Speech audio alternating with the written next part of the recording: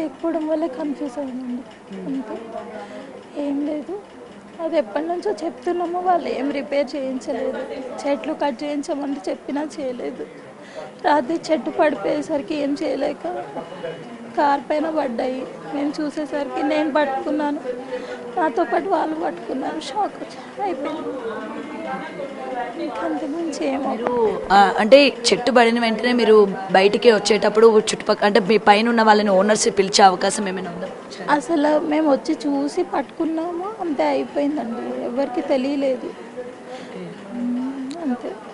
Mid night అవ్వడం వల్ల ఎవరికి తెలియలేదు. పాపను మీరు లేపే ప్రయత్నం చేశారు?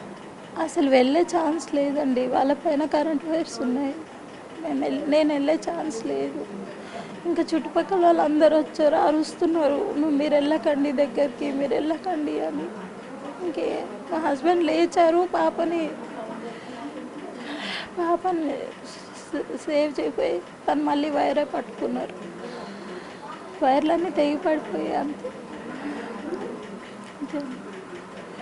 ఇలాంటి సమస్య ఉందని మీరు ముందు నుంచే ఓనర్స్కి చెప్తూ ఉన్నారు? ఓనర్స్కి ఏం చెప్పలేదు, కాలనీ అసోసియేషన్ వాళ్ళకి చెప్పారు. ఓనర్సే చెప్పారు.